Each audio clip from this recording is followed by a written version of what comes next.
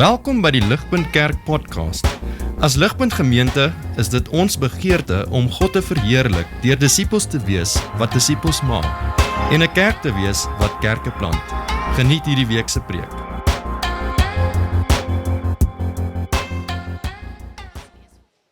Goeiemôre, ons lees in Exodus 19, die 53 vertaling vanaf vers 9 tot 25. En die Here het met Moses gespreek. Kyk, ek sal in 'n dik wolk na jou toe kom, dat die volk kan hoor as ek met jou spreek, en hulle ook vir altyd aan jou kan glo, want Moses het die woorde van die volk aan die Here meegedeel. Verder het die Here aan Moses gesê, gaan na die volk en heilig hulle vandag en môre, en laat hulle klere was en hulle gereed hou teen die 3de dag. Want op die 3de dag sal die Here voor die oë van die hele volk op die berg Sinaï afdaal. Ook moet jy vir die volk 'n grens rondom aanwys en sê, pas op dat julle nie op die berg klim of sy voet aanraak nie. Elkeen wat die berg aanraak, moet sekerlik gedood word. Geen hand mag hom aanraak nie, maar hy moet sekerlik gestenig of sekerlik met 'n pyl geskiet word, of dit dier of 'n mens is. Hy mag nie lewe nie. As die ramshoring lang geluide blaas, mag hulle op die berg klim. Toe het Moses van die berg af na die volk gegaan en die volk geheilig, en hulle het hulle klere gewas. En hy het aan die volk gesê, hou julle klaar teen die 3de dag, moenie naby 'n vrou kom nie. En op die 3de dag, toe dit môre was daar donderslae en blitse, en 'n swaar wolk op die berg en die geluid van 'n baie sterk basuin, sodat die hele volk wat in die laar was gebeef het. Daarop het Moses die volk uit die laar gelei om God te ontmoet. En hulle het gaan staan by die voet van die berg. En die hele berg Sinaï het gerook, omdat die Here in 'n vuur daarop neergedaal het. En sy rook het opgetrek soos die rook van 'n oond, en die hele berg het vreeslik gebewe. Toe die geluid van die basuin sterker en sterker word, het Moses gespreek en God het hom telkens hardop geantwoord. Terwyl die Here op die berg Sinaï neerdaal, op die top van die berg, het die Here Moses na die top van die berg geroep, en Moses het opgeklim. En die Here het vir Moses gesê, klim af. Waarsku die volk dat hulle nie na die Here toe deurbreek om te sien, en baie van hulle dan val nie. En ook die priesters wat naby die Here kom, moet hulle self heilig, sodat die Here nie teen hulle losbreek nie. Toe het Moses die Here geantwoord, die volk kan nie op die berg Sinaï klim nie, want u het ons self gewaarsku en gesê, baken die berg af en heilig dit. En daarop sê die Here vir hom, gaan heen, klim af, en dan moet jy en Aaron saam met jou opklim, maar die priesters en die volk mag nie deurbreek om na die Here toe op te klim nie, sodat hy nie teen hulle losbreek nie. En Moses het na die volk toe afgeklim en hulle dit aangesê.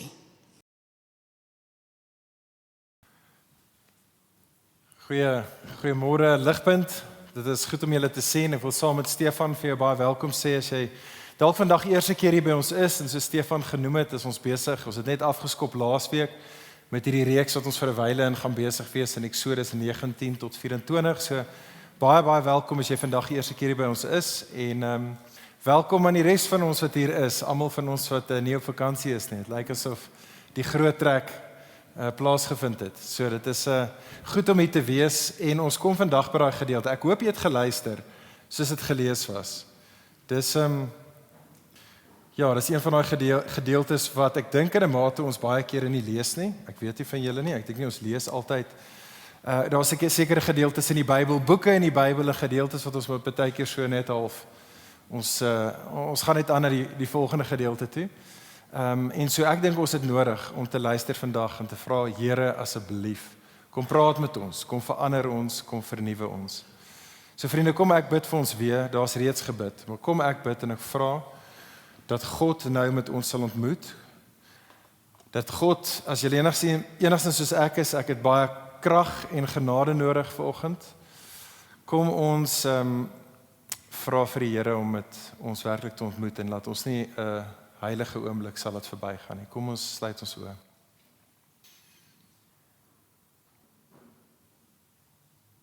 O Vader, dit is moeilik vir ons wat hierso sit in 2025 hier in Pretoria, om heeltemal te kan indink hoe dit moet wees om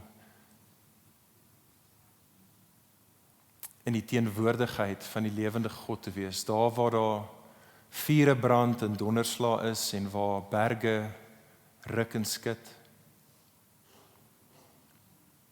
Here, vergewe ons vir hoe ons U gedomesticate het tot 'n God wat baie lekker in ons kalender inpas. O God, vergewe ons vir ons klein prentjie van U.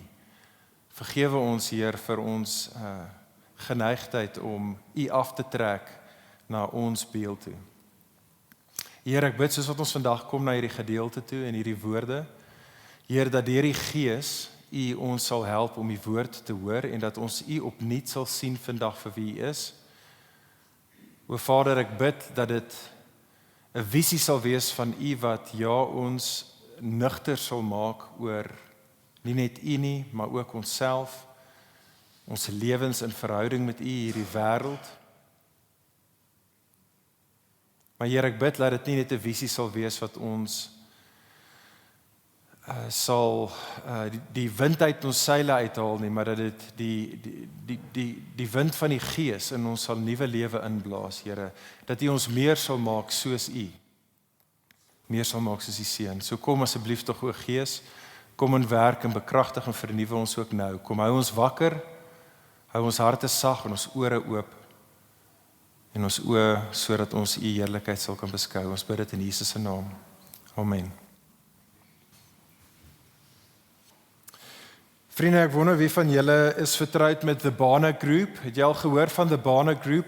The Barna Group is 'n navorsingsorganisasie wat spesialiseer in die opname en ontleding van data, van inligting, spesifiek met betrekking tot geloof en kultuur. En in 2022 het hulle een van hulle groot studies gedoen, dat duisende mense, beide tieners en volwassenes, was deel van hierdie studie gewees. En die spesifieke vraag wat hulle gevra het vir 'n groot groep mense was hierdie. Hulle het gevra, why do you reject the Christian faith? Nou hierdie spesifieke vraag, why do you reject the Christian faith, was spesifiek gevra aan ateïste, mense wat glad nie in God glo nie, maar ook aan mense wat in ander gode of in ander godsdienste beoefen, anderste as Christendom. En deur die bank vir al twee daai groepe was dit dieselfde antwoorde gewees. Die top 3 was as volg. So nommer 3 op die lys van hoekom baie mense Christendom en Jesus nie ernstig was nie. Nommer 3 was gewees science. 'n Wetenskap. Baie het gesê gegeewe ons wetenskaplike moderne wêreldbeskouing klop dit net nie met die data van die Bybel nie, so ja, ons vat nie Christendom ernstig nie. Die tweede rede, beide vir ateïste en vir ongelowiges wat hulle gesê het hoekom hulle nie Christene is nie, het baie van hulle gesê wel. Die tweede rede is human suffering. Gegewe die realiteit van pyn en lyding en swaar kry, beide in die wêreld daar buite, maar ook in ons eie lewens, maak dat ons dit net nie kan versoen met die idee dat daar 'n goeie God kan wees wat in beheer van alles is nie. Dit was die tweede rede gewees. Die nommer 1 rede, beide vir ateïste as ook vir mense van ander gelowiges, hoekom hulle nie Jesus en Christendom ernstig vas nie, was eens gewees. Hulle het gesê, die hoofrede is the hypocrisy of Christians. In Afrikaans, daai woordjie hypocrisy is eintlik 'n baie mooi woord. Dis die woord skynheilig. Dit kommunikeer die idee van dat Christene weet dat deel van wat hierdie hele ding genaamd Christendom beteken is ons behoort heilig te wees, maar daar is nie werklike heiligheid nie. Daar's net 'n skyn van heiligheid. En dit voel baie mense is die rede hoekom hulle nie Christendom ernstig vat nie. Nou partykeer, ons moet dit vir mekaar sê, partykeer is daar die kritiek teenoor ons as Christene, is dit so bietjie unfair. Ek bedoel die Bybel is baie duidelik hieroor en as jy met enige regte egte Christen gaan praat, gaan enige Christen vir jou sê, hoor hierso, ons as gelowiges is nie uitgesorteer nie. Ons is gebroke mense. Ons is sondaars. Dit is hoekom ons Jesus nodig het. Dit is hoekom ons genade en vergifnis en die Heilige Gees nodig het.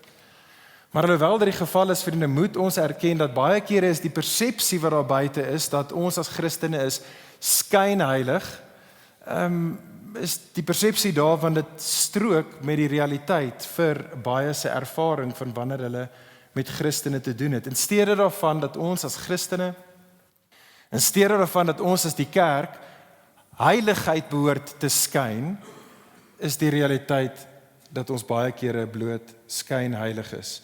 Kyk saam op die skerm wat Friedrich Nietzsche gesê het. Friedrich Nietzsche, wat baie van julle sal weet, hy was 'n groot teenstander van die Christelike geloof. In sy boek, ek dink dit was 'n boek genaamd The Antichrist, sê hy hierdie is hoekom hy nie 'n Christen is nie, en ek dink hy stel dit goed.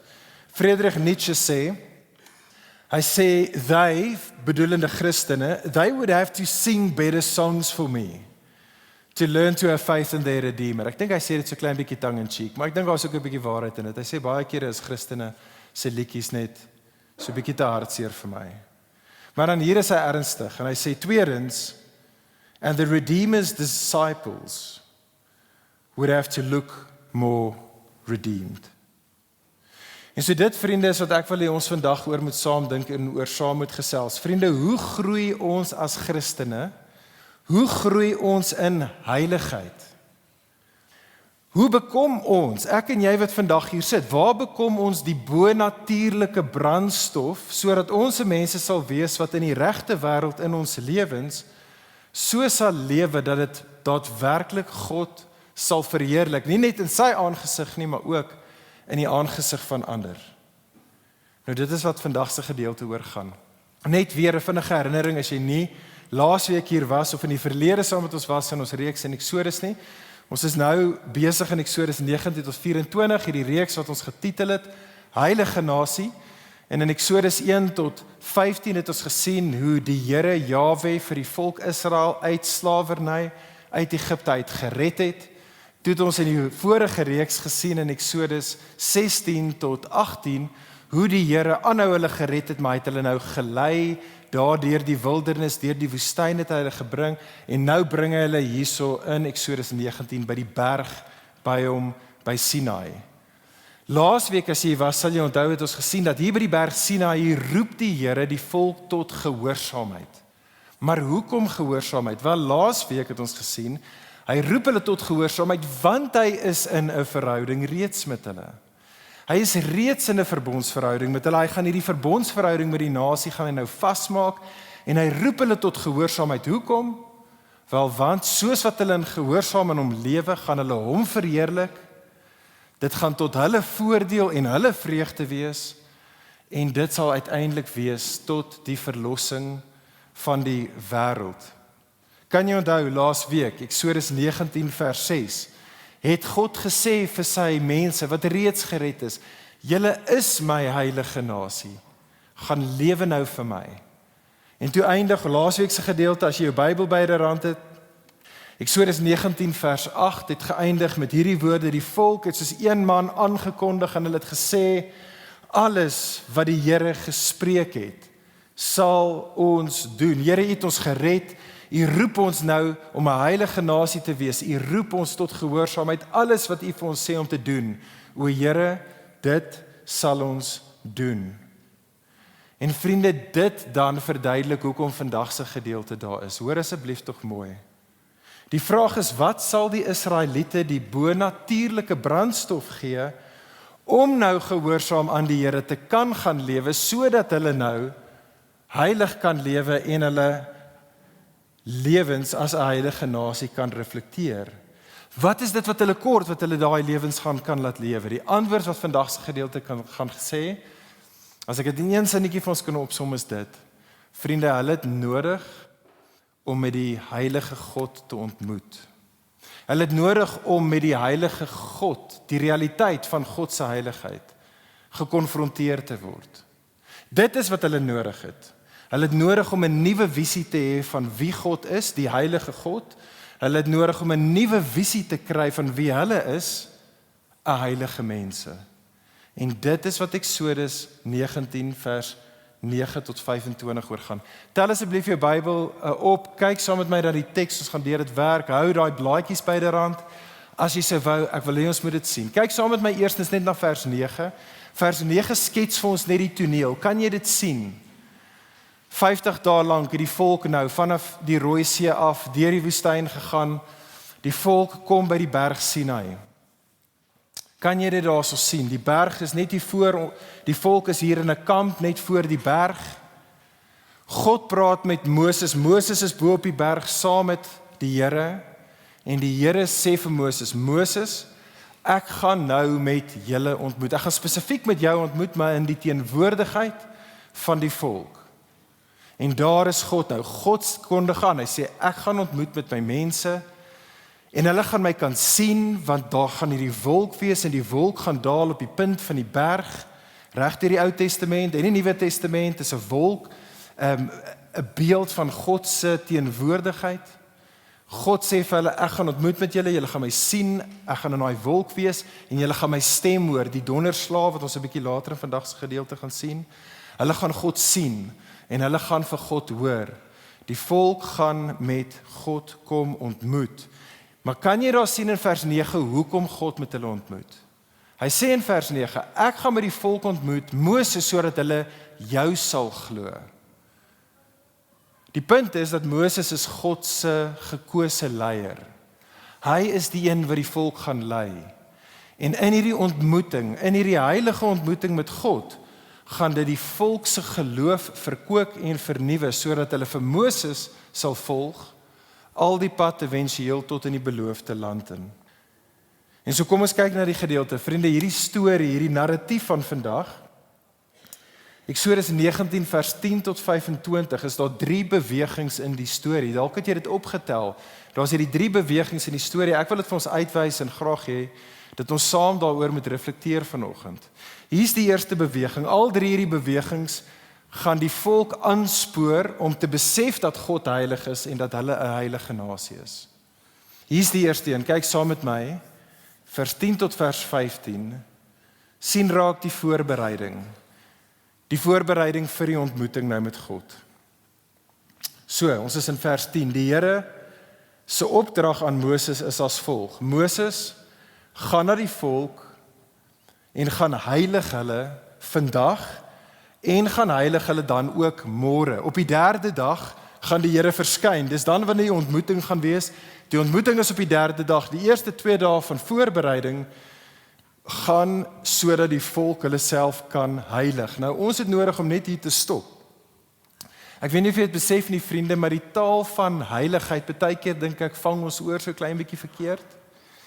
Die woord om iets te heilig of om geheilig te word, of as ons sê God is heilig, beteken bloot om afgesonderd te wees. Om heilig te wees beteken om eenkant gesit te word. En dit is krities om te sien hoe die volk hier heilig gemaak moet word. Hulle moet eenkant gesit word, hulle word afgesonder vir die Here. En deels van wat dit beteken, baie belangrik hier is die idee van reiniging. So sien jy daarso in vers 10, die tweede helfte van vers 10, die volk het nodig om hulle klere te was. Dit is hierdie seremonie wat hulle klere moet was, waardeur hulle kommunikeer, ons reinig onsself, soos 'n bruid wat haarself regmaak vir die bruidegom, so is ons besig om onsself reg te maak, ons maak onsself heilig, ons sit onsself eenkant vir ons ontmoeting met die bruidegom wat gaan kom. Verder het hulle ook nodig, het jy gesien daar in vers 15, nie net om hulle self skoon te maak nie, maar om skoon te bly. Hulle moet rein bly in vers 15, deur nie in hierdie 48 uur seksueel aktief te wees. Die probleem is nie met om seksueel aktief te wees vir die wat getroud is nie. Die punt is hier, is alles deel van hoe hulle is besig om te kommunikeer. Ons sonder onsself af, ons heilig onsself, want ons gaan met ons God ontmoet. Maar die ander ding in die voorbereiding, het jy dit daar opgetel, is alhoewel hulle nou reinig is, moet hulle nog steeds afstand hou van die Here af. Het jy dit opgetel? Daar is hierdie taal van grense. Grense wat daar gestel word en die opdrag wat gesê word aan die volk, moenie hierdie grense oortree nie. Julle gaan met my ontmoet, maar julle moet verstaan daar's hierdie grens en niemand kan oor daai grens gaan nie. As jy oor die grens gaan, gaan jy doodgemaak word. Het jy opgetel in vers 13 dat selfs wanneer iemand oor die grens gaan en hulle moet doodgemaak word, dan selfs die manier wat die persoon doodgemaak word, moet niemand aan daardie persoon vat nie. Daardie persoon moet met klippe gegooi word. Daardie persoon moet met 'n pyl geskiet word. Dis nie om 'n gruwelooslike dood te hê nie. Die punt is, daar kan nie aan daardie persoon geraak word nie. Daar is grense tussen God en die mense. Maar ons moet ons self afvra, vriende, maar hoekom? Hoekom hierdie obskure opdragte hierso? Hoekom hierdie ekstreme opdragte in die gedeelte? En die punt, hoop ek, is duidelik vir jou op hierdie stadium. Die les, vriende, wat die Israeliete moet leer oor die God met wie hulle ontmoet en in verhouding staan, hulle het nodig om te verstaan dat hy is heilig. Maar mag jy dalk hierso sit en jy mag wonder, maar Poen, hoekom is dit nodig dat daardie God wat heilig is, hoekom moet sy heiligheid so gevaarlik wees? Is dit regtig nodig? En vriende, ek dink hier het ons nodig om te stop en te reflekteer 'n klein bietjie meer oor heiligheid. En ek dink hierdie is so 'n belangrike waarheid, dat ek dink ons nie genoegsaam in ons moderne westerse Christendom-sirkels oor praat nie. So asseblief, kan ek jou vra, hierdie is iets wat ons moet doen. Ons wil anders te dink oor God. Ons wil anders te dink oor heiligheid. So kom ek sê dit net weer. En dan spandeer ons 'n bietjie tyd hier. Vriende, soos ek genoem het, heiligheid beteken om afgesonder te wees. Heiligheid beteken om verskillend te wees, uniek te wees. Dit sluit die konsep van reinheid in. Maar selfs daar dink ek, val ons in die verkeerde kant van die perd af. As ons hoor reinheid, dan hoor ons dit, dink ek, dadelik amper in die negatiewe sin van die woord. Die idee van dat jy moet vlekkeloos wees. Dit is so. Maar ek dink dit is belangriker om heiligheid te verstaan in die positiewe sin van reinheid. Suiwerheid. Die klem van die idee van die Bybelse woord heiligheid, vriende, het te doen met perfektheid. Die woordjie heilig eintlik is letterlik in Hebreëus die woordjie om te sny, to cut. Om heilig te wees is to be a cut above the rest. Dit is om totaal en al anders te wees as die res. En dit is die punt, vriende, God is heilig. He is a cut above the rest. Hy is totaal en al uniek. Vriende, hoor dit asseblief tog mooi, heiligheid is nie 'n karaktereienskap van God nie. Heiligheid is die som totaal van al God se karaktereienskappe. Dis die som totaal, dit is die versamelnaamwoord vir sy wese. God se heiligheid is sy perfekte godheid. Dit beteken dat God se krag is heilig. Daar is krag in hierdie wêreld en daar's mense en daar's dinge wat krag het. God se krag is heilig. Dit is 'n cut above the rest. God se krag is soos geen ander krag nie. Dink aan die magtigste, kragtigste ding. God se krag is heilig. Dis heeltemal 'n ander kategorie, 'n ander strate, 'n ander sfeer van krag. En God se liefde, dink aan die beste vorm van liefde wat jy in wêreldse kategorieë kan dink. God se liefde is heilig. Dit is 'n cut above the rest. Dit is heeltemal anderste. Wat ook al ek en jy kan dink oor liefde, God se liefde is op 'n heeltemal 'n ander strate as dit. Dink aan God se reinheid, dink aan die suiwerste ding in hierdie wêreld wat jy aan kan dink. God se reinheid is heilig. Dit is 100% perfek, totaal en al anders as enigiets wat ek en jy al ooit in hierdie wêreld gesien het. Dink aan God se geregtigheid. Ons weet wat geregtigheid is. Die vermoë om die regte ding te doen en om verkeerdhede reg te stel. Dink aan die ding op aarde. Dalk is dit een of ander regter, ek weet nie of hulle bestaan nie, 'n regter wat soos 'n reg en geregtigheid perfek konsekwent toepas.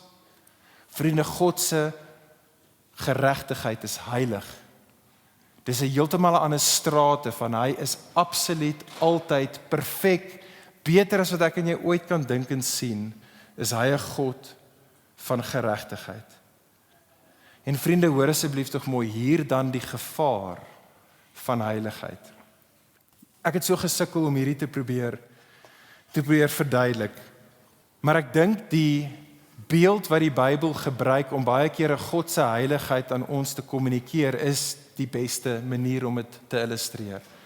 En dit is die taal van, of die beeld van God as 'n vuur. Ons gaan dit sien in ons gedeelte in vers 18, 'n bietjie later vandag, dat God word gesimboliseer deur 'n vuur, Ou en Nuwe Testament. Sien ons dat God se heiligheid word as 'n vuur aan ons gekommunikeer. So kom ons dink net gou vir 'n oomblik saam aan 'n vuur. 'n Vuur is 'n amazing blessing. Vuur is 'n wonderlike seëning. Veral in die antieke wêreld, dink aan 'n vuur. 'n Vuur is lewegewend. As dit nie vir vuur is nie, het jy nie hitte nie.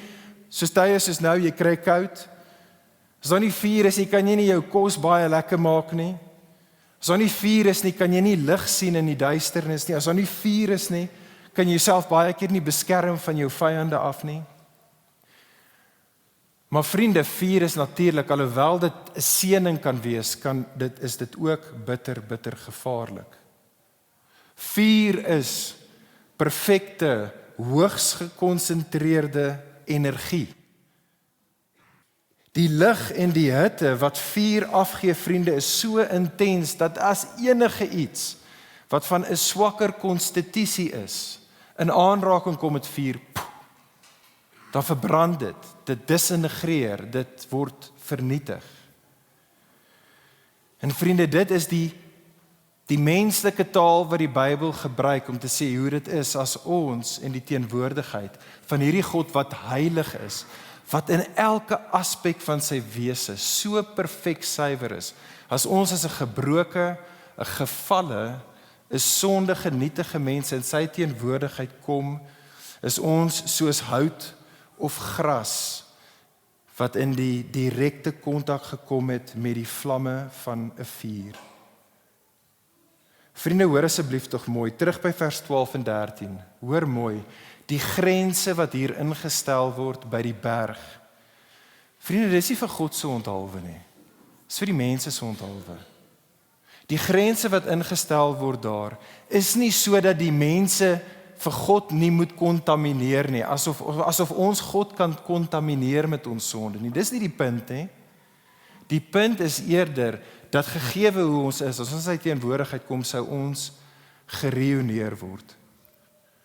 O vriende, Hebreërs 12 vers 29, Nuwe Testament, beskryf ons God as volg: ons God is 'n verterende vuur. Nou ek besef, hierdie is 'n ontnigterende waarheid. Maar vriende, dit is so fundamenteel tot Bybelse Christendom dat ons moet hierso stop. Ons het nodig om hierdie diep in te dring vanoggend en dit net weer vir onsself te sê.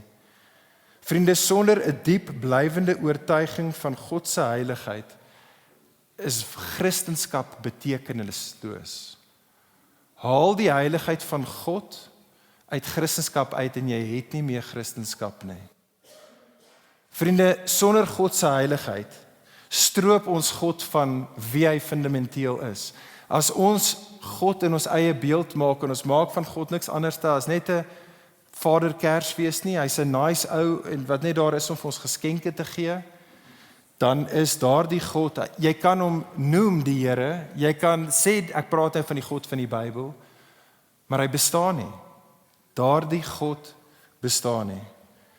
Sonder God se heiligheid, vriende, is geregtigheid en oordeel wat reg deur die Ou en die Nuwe Testament is, maak net nie meer sin nie. Daar's geen punt daarvoor nie. Sonder heiligheid bestaan sonde nie. Alles raak subjektief. Wat jy doen en wat ek doen en wat die kinderverkragter doen, is bloot net subjektief. Dis eintlik maak dit nie saak as daar nie 'n heilige God is nie.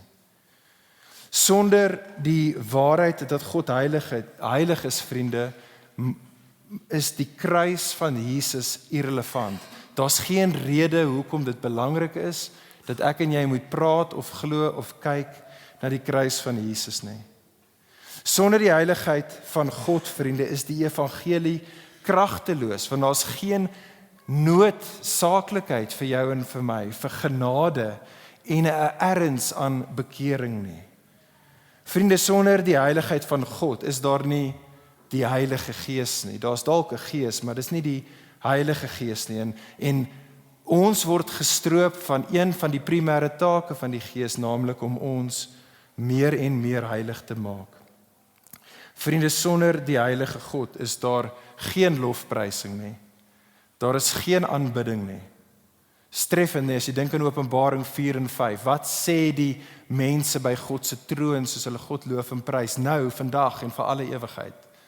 Waar hulle sê, heilig, heilig, heilig is die Here.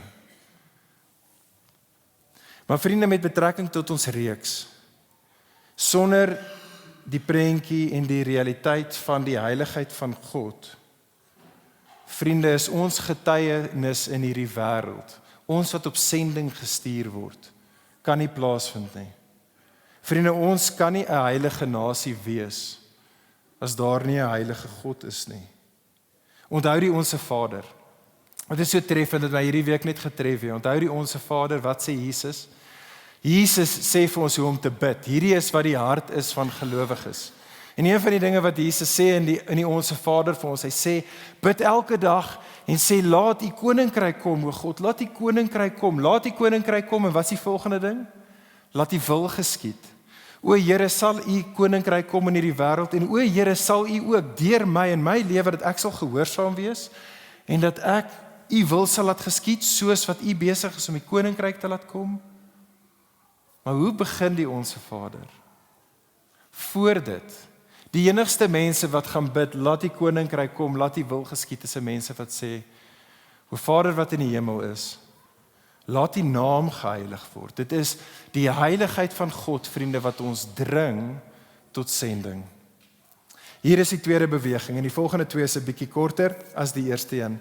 Die tweede beweging in die storie, vriende, in die gedeelte hier by die berg, is dit. Die tweede beweging is die verskyning. Ons is nou in vers 16 tot vers 19. Kyk saam met my, wie hou jou Bybel byderhand of jou teksgedeelte byderhand. Die derde dag breek aan. Die volk is steeds op hierdie stadium in die kamp. So ons weet nie presies hoe ver nie, kom ons sê 500 meter ver weg vanaf die berg af, het hulle laar getrek, hulle is in die kamp. Vers 16, hulle is in die kamp en hulle kan sien daar die berg, daar's blitse daar by die berg. Daar's 'n swaar wolk wat op die berg is. Hulle kan die donderslae hoor en daar is 'n geluid van 'n sterk bassein wat blaas. Soveel so, moet dit nie mis nie, vers 17, die volk daar in die kamp, ver weg nog van die berg af, hulle bibber en hulle bewe. Daar's 'n heilige vrees wat hulle vul. Moses gaan dan en hy lei die volk. Imagine, dit was jy. Jy sien al hierdie dinge, jy sien daarso hierdie tempest that's raging daar by die berg. En Moses lei jy nou uit nader na die berg toe. Hulle loop op eiers 10 teen 1, asof hulle tussen landmyne loop. Hulle wag net vir die vulkaan om af te gaan. Maar dan is daar 'n grens, en so hulle kan nie verby die grens nie, en hulle gaan stop by die voet van die berg, en hulle kyk op na die berg nou net hier in hulle aangesig, en die teks sê die hele berg, Sinai het gerook, omdat die Here in 'n vuur neergedaal het. En die hele berg bewe dan. Die skrywer kon gesê het daar is 'n aardbewing, maar hy gebruik presies dieselfde woord as die mense in die kamp, net soos wat die mense bibber en bewe, die berg, die natuur, bewe in die teenwoordigheid van die heilige God. Hier is die les, hier is die punt vir die volk wat gevorm word vir sending. Hier is die punt wat hulle hier leer, vriende. God se heilige teenwoordigheid is vreesaanjaend. Dit is vreesaanjaend. Dit behoort vreesaanjaend te wees. Maar hoekom? Hoekom? Ek kan dit nie beter sê as R.C. Sproul nie. Kyk saam met my op die skerm. R.C. Sproul het in sy uitstekende boek The Holiness of God, stel dit so goed. Hy sê die volgende, hy sê when we, en hy praat met ons, when we are aware of the presence of God, we become most aware of ourselves as creatures. When we meet the absolute, we know immediately that we are not absolute. When we meet the infinite, we become acutely conscious that we are finite. When we meet the eternal, we know that we are temporal. To meet God is a powerful study in contrasts. Vriende, is dit nie wat gebeur het met Jesaja nie, daai bekende gedeelte in Jesaja 6. Die profeet Jesaja het hierdie visioen van God in Jesaja 6. Hy sien die Here in die tempel verhewe op sy troon en daar's serifs, daar's hierdie weermag, bouncers, soldate, engele wat uitroep, heilig, heilig, heilig is die Here van die leerskare. Die hele aarde is vol van sy heerlikheid. Jesaja sê vir ons dat alles het gebewe, net soos by die berg, alles het daar gebewe en daar was rook, sê hy, oral in die tempel, net soos daar by die berg in Eksodus 19. En dan is hierdie hoe die profeet Jesaja reageer wanneer hy God en al sy heiligheid aanskou. Sien saam met my, hy sê, wee my, ek is verlore, want ek is 'n man onrein van lippe en ek woon onder 'n volk wat onrein van lippe is, want my oë het die koning, die Here van die leerskare gesien. Vriende, soos vir Israel, so vir Jesaja, so ook vir jou en vir my. Kan ek jou vra, soos jy vandag hierso sit, het jy al ooit die heilige God ontmoet? Het jy al ooit die Here van die leerskare in al sy heiligheid aanskou? Want vriend, ek wil vir jou sê, dit is wat dit beteken om 'n Christen te wees. As jy nie 'n lewende ontmoeting met die heilige God gehad het, waar jy gekonfronteer is met sy heiligheid nie, dan wat ook al gebeur het met jou, is dit nog nie bekering nie. Dis hoe Jesus sê dit in die begin van die bergrede, wanneer Jesus op 'n ander berg met sy mense is dit die heel eerste ding wat Jesus sê van wat 'n karaktereienskap is van God se mense. Blessed are the poor in spirit. Blessed are those who mourn and weep. Dit is wat gebeur met die wat by die berg met die heiligheid van God gekonfronteer word. Vriendin, het jy al uitgeroep, daar waar niemand jou sien nie, in jou kamer, op jou eie, het jy al uitgeroep na die Here toe en gesê, wee my, ek is verlore. Vriende, dit is die beginpunt en dit bly dan die spulpunt van die Christenlewe. R.C. Sproul in daai einste boek, hy verwys na hierdie ervaring wanneer iemand ontmoet by die berg met die heilige God. Hy beskryf dit as the trauma of holiness. The trauma of holiness. Ken jy iets van daardie trauma? Vriende, dis nie lekker nie, dit is aaklig. Dit is traumaties. Maar ek wil vir jou sê vandag, dit is absoluut krities, dit is nodig, want waar jy nie op daai plek is nie, kan daar nooit nuwe lewe wees nie. As daar nie 'n dood is van jouself nie, dan kan daar nie 'n nuwe lewe wees nie. Dis wat 'n vuur doen, baie keer vuur brand af. Dis wat ons doen nou in die maande net voor die lente gaan kom, net die gras word gebrand. Dis traumaties, maar dit is so goed, want dit is net uit daai plek uit waar daar nuwe lewe uit voorspruit, groen, nuwe lewe wat gaan blom. Vriende, en die versoeking vir jou en vir my is om hierdie traumatiese ervaring om met die heiligheid van God te konfronteer te word. Die versoeking vir jou en vir my is om dit te vermy.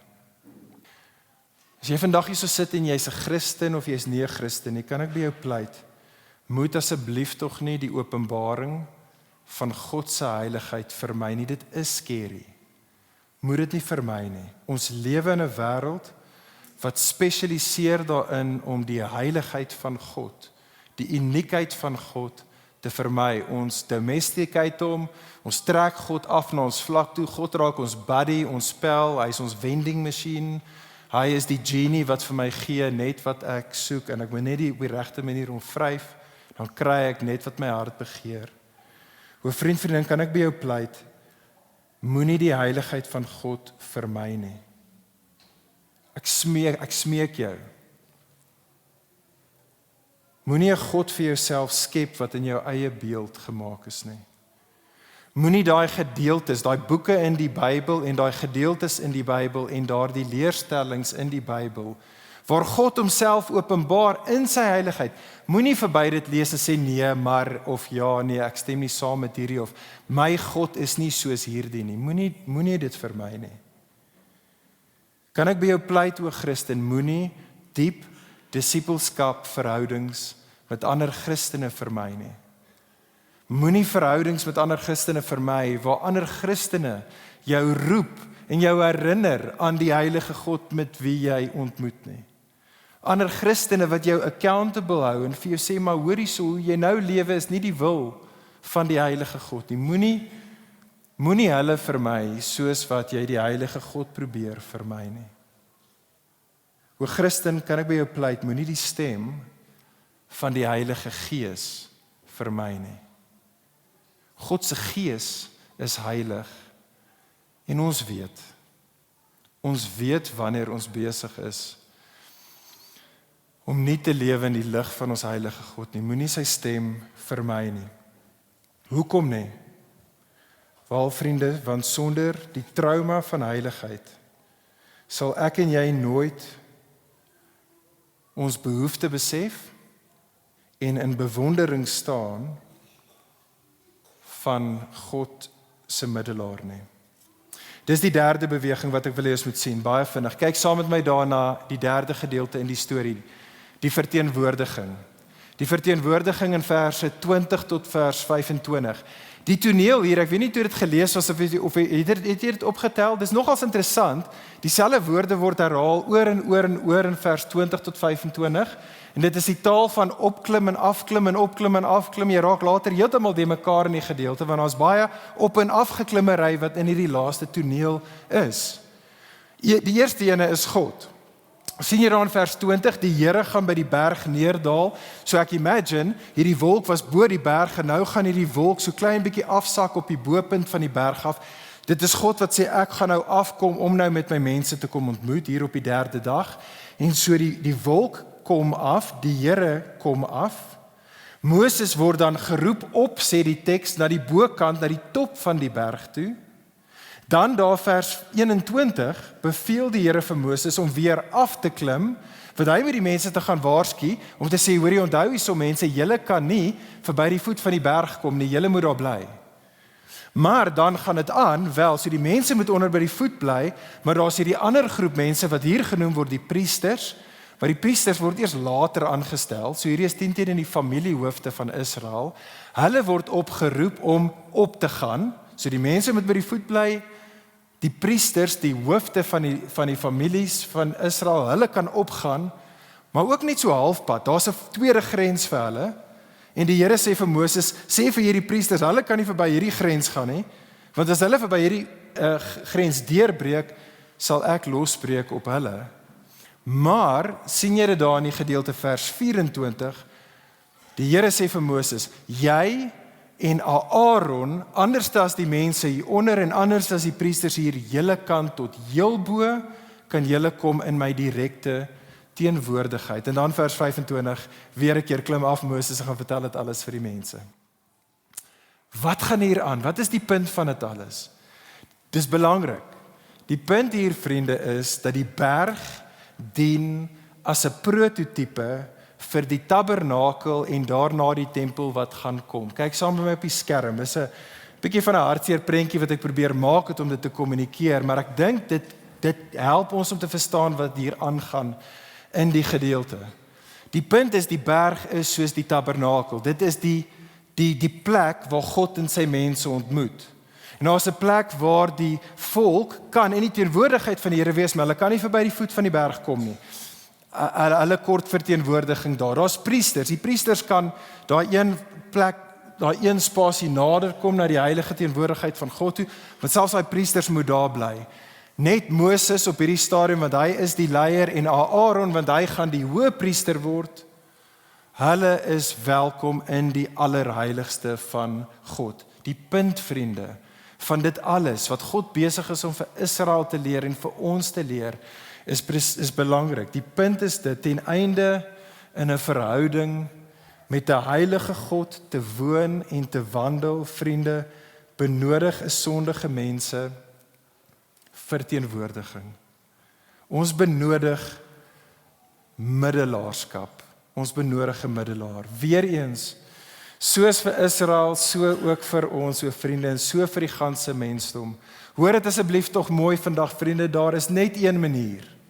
Daar is een manier wat ons as gefalle sondige mense in God se teenwoordigheid kan kom en in God se teenwoordigheid kan bly, en dit is net by wyse van 'n middelaar. Dis net by wyse van 'n priester. Iemand wat beide God en ons kan verteenwoordig. Iemand wat in die allerheiligste heilige teenwoordigheid van God kan inkom. Dit kan betree en daar versoening vir ons kan maak. En o vriende, hoor asseblief tog mooi die goeie nuus. Die goeie nuus is ons het so 'n middelaar. Ons het die beter Moses, ons het die ware hoëpriester en sy naam is Jesus. Hoor hoe sê Hebreërs 12 dit. Hierdie is amazing. Hierdie moet vir jou hoendervleis gee. Gee my hoendervleis. Kyk saam met na Hebreërs 12. Hebreërs 12 praat met ons as Christene. En Hebreërs 12 herinner ons as Christene aan presies ons gedeelte wat ons vandag gelees het in Eksodus 19. Hoor wat sê die skrywer van Hebreërs vir Nuwe Testament gelowiges soos ek en jy. Hebreërs 12. Want julle, o ligpunt, julle het nie gekom by 'n tasbare berg nie, en julle het nie gekom by 'n brandende vuur en 'n donkerheid en 'n duisternis en 'n storm en 'n basseingeklank en die geluid van woorde waarby die hoorders gesmeek het dat hulle geen woord meer sou toegevoeg word nie, want hulle kon die gebod nie verdra nie. Selfs as 'n dier die berg aanraak, moet dit gestenig word en met 'n pyl neergeskiet word. En Moses, so vreeslik was die gesig, het gesê, ek is verskrik en ek sidder. Maar ligpunt, Christen, kerk, julle het gekom by die berg Sion, en die stad van die lewende God. Julle het gekom by die hemelse Jerusalem en die 10.000 engele, by die feestelike vergadering en die gemeente van eersgeborenes wat in die hemele opgeskrywe is. En julle het gekom by God. Julle het gekom by die regter van almal en by die geeste van die volmaakte regverdiges. En julle het gekom by Jesus, die middelaar van die Nuwe Testament. En die bloed van die besprinkeling wat van 'n beter dinge spreek as die bloed van Abel. O Christen, knyp jouself van die binnebeen. Besef dit. Besef jy dit? Daar's geen grens en skeiding tussen jou en die heilige God nie. Daar's geen voet van die berg wat as jy verby dit kom, dan gaan jy doodgemaak word nie. Jy en ek, Christen, is welkom tot in die diepste, allerheiligste troonkamer van die Here. Elke liewe sekond, elke liewe dag. Ek en jy lewe daar. Nou reeds sê Hebreërs 12 in die heilige teenwoordigheid van die heilige God. En ons het direkte toegang, o vriende, danksy Jesus. Kyk weer na daai laaste woorde. Ek hoop dit is op die skerm nog. Daai laaste woorde. Hoe pragtig is dit, vriende, Jesus se bloed spreek 'n beter woord as wat die bloed van Abel gespreek het. Die bloed van Abel, Kain, het sy broer Abel doodgemaak, en daar in Genesis 4 het daai bloed uitgeroep. Wat het die bloed gespreek? Die bloed in Genesis 4 het uitgeroep, 'n onreg was gepleeg, geregtigheid moet geskied, oordeel word verdien. Dit is wat die bloed van Abel gekommunikeer het. Maar o vriend, vriendin, hoor dit, drink dit in, rus hierin vandag weer. Jesus se bloed roep uit, ek is jou middelaar. Ek sal jou ongeregtigheid op my neem. Ek sal jou oordeel vat. Ek sal my geregtigheid aan jou gee, sodat jy in die direkte teenwoordigheid van die Here toegang geniet. As jy vandag hier so sit, vriend, vriendin, en jy is nog nie 'n Christen nie, kan ek jou uitnooi. Hier's 'n uitnodiging vandag vir jou. Kom na Jesus toe. Kom na Jesus toe. Moenie vir een oomblik langer probeer om jou eie geregtigheid te probeer bymekaar skraap sodat jy heilig genoeg kan wees om in die heilige teenwoordigheid te wees van die God wie jy weet heilig is nie. Jy kan dit nie doen nie. Die goeie nuus is jy hoef dit nie te doen nie. Kom na Jesus toe.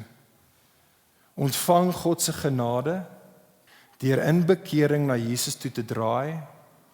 Ontvang opnuut God se genade deur in geloof na Jesus te kyk. Jesus jou middelaar, Jesus jou priester, Jesus wat gesterf het sodat ek en jy in die teenwoordigheid van God nie hoef te sterf vir ons ongeregtigheid nie. Weet jy wat, nie Christen, as jy na Jesus toe vandag kom, dan sê die Nuwe Testament jy's 'n saint. Saints is nie iets soos Moeder Teresa nie, jy's 'n saint. Jy's 'n sanctified one, jy's dan reeds heilig. Jy's reeds iemand wat heilig gemaak is, omdat jy in Jesus die heilige een is. Maar as jy hierso sit, o Christen, kan ek jou vandag as Christen, kan ek jou aanspoor tot dieselfde? O Christen, sal jy ook vandag opnuut na Jesus toe kom? Kom ontvang opnuut weer vandag die genade, wat daar vir jou en vir my te vinde is, danksy Jesus. Deur in bekering weer 'n keer, net nog 'n keer, weer in bekering na Jesus toe te draai. O Christen, kan ek jou uitnooi om weer 'n keer in geloof, vandag ook, in geloof na Jesus toe te kyk. O Christen, kan ek jou aanspoor, glo dit, roem daarin, rus daarin, jy is 'n saint, jy is 'n sanctified one, jy is heilig. Rus daarin. En as jy daarin rus, o Christen, kan ek jou uitstuur hier vandag, gaan lewe in die lig daarvan, gaan lewe in die lig van ons heilige God, wat ons in Jesus reeds heilig gemaak het. En ek sluit hiermee af. Ek sluit af deur net die woorde te lees, en dan gaan ek Jenny en amen sê. Ek sluit af met hierdie laaste woorde in daai Hebreërs 12 teks. Hierdie is die oproep aan ons, o Christen. Daarom, o Christen, daarom, omdat ons 'n onwankelbare koninkryk ontvang, laat ons dan dankbaar wees en so God welbehaaglik dien met eerbied en met gepaste vrees, want ons God is 'n verterende vuur. Kom ons bid saam.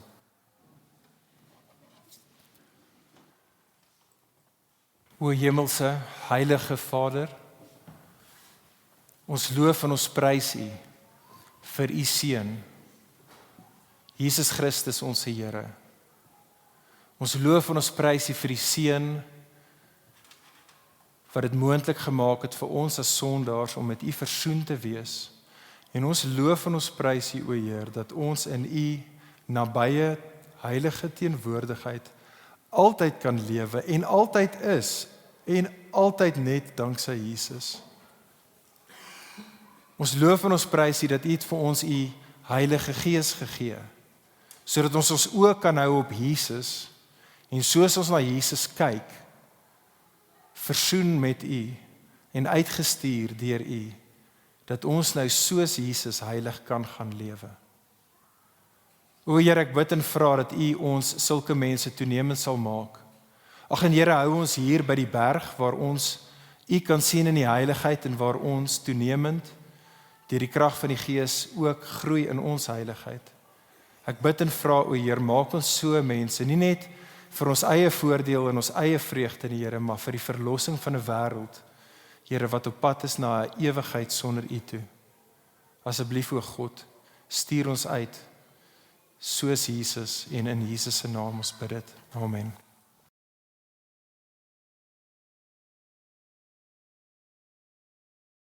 Vir meer inligting oor Ligpunt Kerk, besoek gerus ons webwerf op www.ligpunt.com of kontak ons gerus by info@ligpunt.com.